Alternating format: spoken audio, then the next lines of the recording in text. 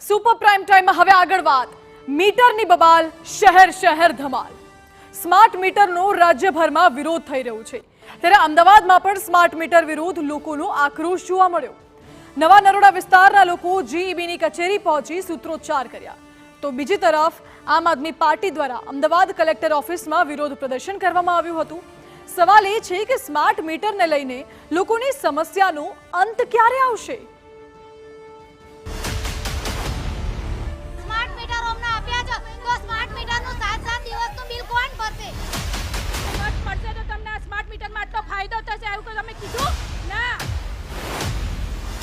અત્યાર સુધી વડોદરા સુરત અને સુરેન્દ્રનગરમાં લોકો દ્વારા સ્માર્ટ મીટરનો વિરોધ થતો આપે જોયો લોકો સ્માર્ટ મીટર વિરુદ્ધ રસ્તા પર આવીને વિરોધ પ્રદર્શન કરી રહ્યા છે અલગ અલગ ફરિયાદો છે કે જેના થકી સ્થાનિકો દ્વારા તંત્રને સમજાવવાનો પ્રયત્ન થઈ રહ્યો છે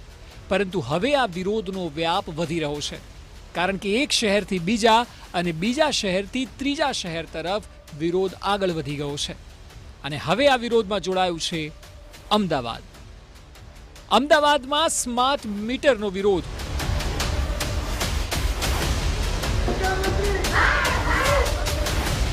સ્માર્ટ મીટર વિરોધ સૂત્રોચ્ચાર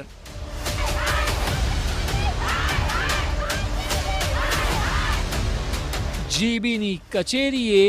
સ્થાનિકોનો આક્રોશ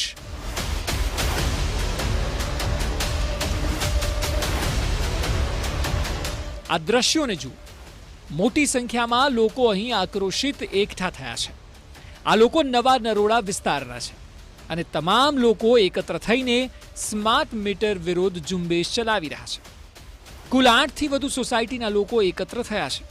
આ તમામનું કહેવું છે કે તેમને કોઈ પણ પ્રકારની જાણ કર્યા વગર તેઓના ત્યાં સ્માર્ટ મીટર લગાવી દેવામાં આવ્યા છે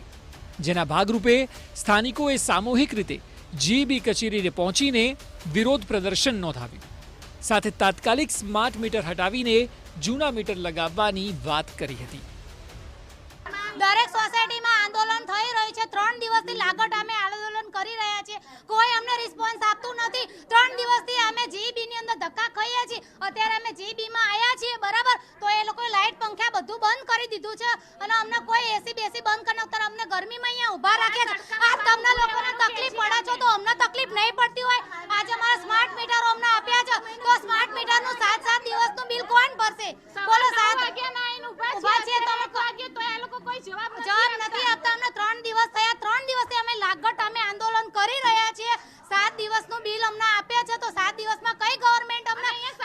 અને કઈ કંપની વાળા લાગુ નથી પડતું તો કઈ કંપની વાળા અને કઈ ગવર્નમેન્ટ વાળા 7 દિવસમાં પગાર આપે છે જ્યારે જીબીએ કહ્યું કે લોકોની ગેરસમજ છે ત્યારે સ્થાનિકો કહી રહ્યા છે કે તંત્રની જ ગેરસમજ છે અમારી પરવાનગી વગર જે મીટર લગાવ્યા છે તે પરત લઈ જાઓ મહિલાઓનું સરકારને કહેવું છે કે ચૂંટણી પતી એટલે આ મીટર લાવ્યા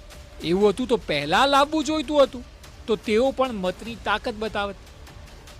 અમારે ગેરસમજ નહીં તમારી ગેરસમજ છે કે તમે ભૂલથી અને વિધાઉટ પરમિશન વગર પહેલી વાત તો એ નાખી કેમ શકો તમે કે સમાચારમાં કોંગ્રેસની ભાજપની બધાની તમે જાહેરાત કરો છો મત લેતા પહેલા તમે કેમ ના કીધું કે મત મળશે તો તમને આ સ્માર્ટ મીટરમાં આટલો ફાયદો થશે એવું તો તમે કીધું ના ખોટી વાત છે અને આ વસ્તુ ક્યારે કે આજે મત થઈ ગયું ચૂંટણી થઈ ગઈ પછી ના તરત જ કેમ ચૂંટણી પહેલા કેમ નહીં કેમ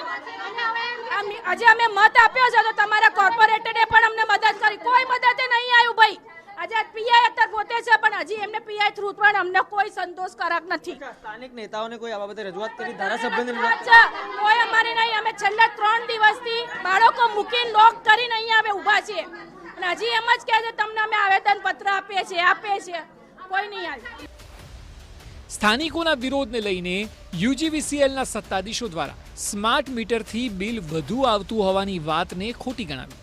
અને હાલમાં પોસ્ટપેડ બિલ આવશે તેવું પણ જણાવવામાં આવ્યું પરંતુ એક વાત ચોક્કસ છે કે મીટર યથાવત રહેશે સાંભળો નંબર્સ કે નમૂના તરીકે 5 કે 10 મીટર આપણે એમની સિરીઝમાં જૂનું મીટર લગાવીએ આપણે અને એ લોકોને જ અને અમે બંને જણા ભેગા મળી અને એનું જૂનું મીટર અને નવું મીટર બંને ફાસ્ટ છે કે નહીં એની કમ્પેરિઝન આપણે કરીશું આપણે સરખામણી કરીશું આપણે. બિલિંગ અત્યારે હાલ પૂરતું તો પોસ્ટપેડમાં જ થશે એ લોકોનું. એ નોર્મલ કેસમાં જે મીટર ચેન્જ થતું હોય છે અને જે પ્રમાણે જૂનું રીડિંગ પાછલું રીડિંગ પ્રમાણે રીડિંગ આવતું હોય છે મીટર ચેન્જનું, એ જ પ્રમાણે બિલિંગ થશે એ લોકોનું. આ તરફ મીટરના મુદ્દાને લઈને આમ આદમી પાર્ટી પણ આકરા પાણીએ છે. દિવસ દરમિયાન આમ આદમી પાર્ટી દ્વારા અમદાવાદ કલેક્ટર કચેરી ખાતે બેનરો સાથે વિરોધ પ્રદર્શન યોજવામાં આવ્યું હતું. પાર્ટીના હોદ્દેદારોનું સ્પષ્ટ કહેવું છે કે જ્યાં તેમની સરકાર છે એટલે કે પંજાબ અને દિલ્હી, તે બંને રાજ્યની જેમ 200 યુનિટ સુધી સરકાર વીજળી ફ્રી આપે અને જો સ્માર્ટ મીટરની માંગને તો નહીં સંતોષાય તો પછી પાર્ટી જેલ ભરો આંદોલન સુધી કરવા માટે આગામી સમયમાં તૈયાર છે. આમ આદમી પાર્ટી દ્વારા પંજાબ અને દિલ્હીમાં જે 200 યુનિટ વીજળી મફત આપે છે એનું પણ અમલ ગુજરાતમાં થવું જોઈએ.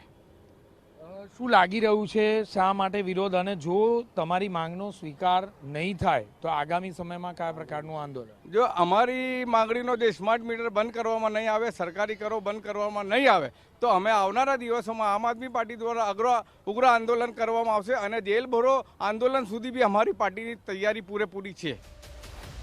જે પ્રકારે મીટરને લઈને વિરોધ થઈ રહ્યો છે તેના પરથી પાછલા અનેક દિવસોમાં સવાલ પણ ઊભા થઈ રહ્યા છે. સવાલ એ છે કે શું સ્માર્ટ મીટરની સમસ્યાનો આગામી દિવસોમાં અંત આવશે ખરો?